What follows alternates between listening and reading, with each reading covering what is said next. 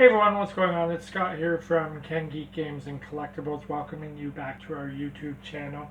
It is Thursday, September the 28th, 2017, and today's a big day if you are a Star Trek fan, because today Star Trek is celebrating the 30th anniversary of Star Trek The Next Generation. And for all the Star Trek fans out there, I'd like to present you with this.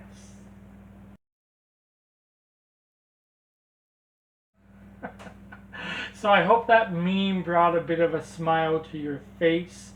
Um, when we were making it, I couldn't help but immediately think of the number of times Wesley Crusher was told to shut up. And as much as I have a lot of memorable moments from The Next Generation, Wesley being put in his place is always going to be damn near the top of my list, because I think Will Wheaton is a great guy, but Wesley Crusher was a fucking annoying character. I would love to hear from you folks watching this video though, and if you wouldn't mind doing this for me, in the comments down below, let me know, do you have a favorite moment from what was an iconic television series? You know, what was your favorite The Next Generation moment? Or do you have a favorite episode from The Next Generation? Let me know in the comments down below, and you know, let's share some love for The Next Generation. Having said that though, I also want to weigh in on what I view as the elephant in the room. And I'm talking about Star Trek Discovery. So Discovery aired on Sunday night, and it was a 2-hour series premiere. And I went into this series with a lot of hope. You know, it's been over a decade since we've had Star Trek to watch, new Star Trek to watch anyways. And I was very hopeful for what we as fans would get from Discovery. However, by the time the 2 hours were finished, I was feeling a little more hopeless. And I spent a couple days trying to put it into perspective for myself. What is it about Discovery that I just didn't like? Now, I'm going to cut anyone off watching this video right now who goes, oh, it's because, you know, the main character is female. I am not a misogynist. I could care less. You know, frankly, when Star Wars The Force Awakens came out, I thought Rey was a great character. This has nothing to do with misogyny. For anyone who thinks that this has to do with race, it has nothing to do with race. Black, white, Chinese, Japanese, Native American, it makes no difference to me. It's not about race. It's not about sexual orientation, gender, anything. It is simply about the sense of hopelessness that I was left with at the end of Discovery. And it took me a couple days to figure out why. And it came actually back to The Next Generation. See, Gene Roddenberry's original vision for Star Trek was one of hopefulness as opposed to hopelessness. You know, when the original series started in the 60s, you had a bridge crew that was unheard of. You had an Asian helmsman and an African American communications officer. You know, you had these characters interacting in ways that broke social norms in the 1960s. And Star Trek was always a trailblazing series while Roddenberry had some control over it.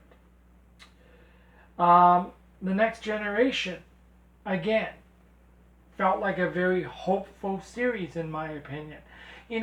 Even at their darkest moments, when um, Picard became Locutus and the Federation was facing destruction at the hands of the Borg, um, there was always that knowledge that this was not going to end badly. Whether it was Kirk, Picard, Archer, Cisco, or Janeway, you knew that regardless of the story, there was going to be a happy ending. Myself and my friends used to complain about what we referred to as the Star Trek 60-second solution. And here's what that is, for those of you who've never heard this. The 60-second solution is when the Star Trek writers would spend the bulk of an episode waving impending doom in front of you. Enterprise is going to self-destruct. The Cardassians are going to overrun Deep Space Nine. Whatever the issue might be. Okay? And suddenly, within the last 60 seconds of the episode, they found a solution and everyone was great, right?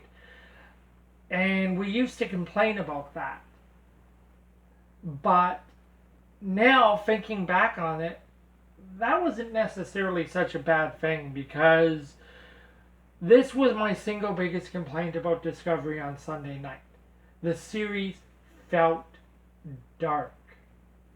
It felt like this war that had just started with the Klingons was a hopeless conflict, at the very least for the Federation. Now, as we know in Star Trek canon, that is not actually the case, because, Discovery is a prequel to the original series. But CBS,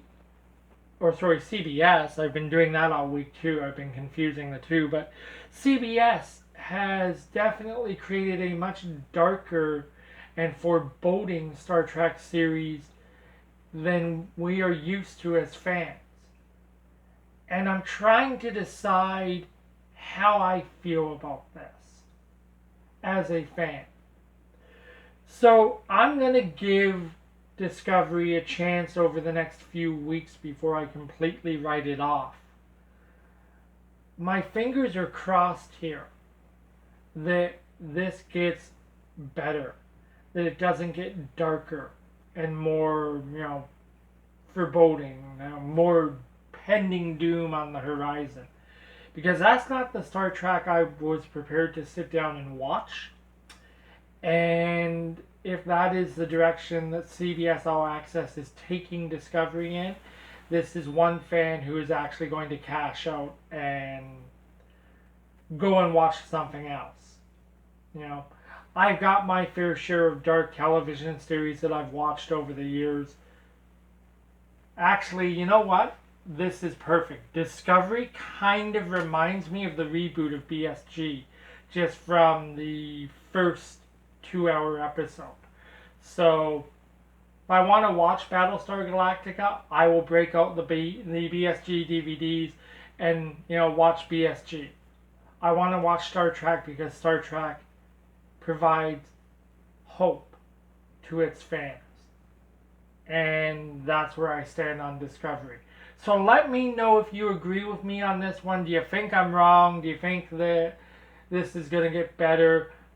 Or did you have the same gut-wrenching reaction by the time Discovery finished on Sunday night? I'd love to hear what you had to say.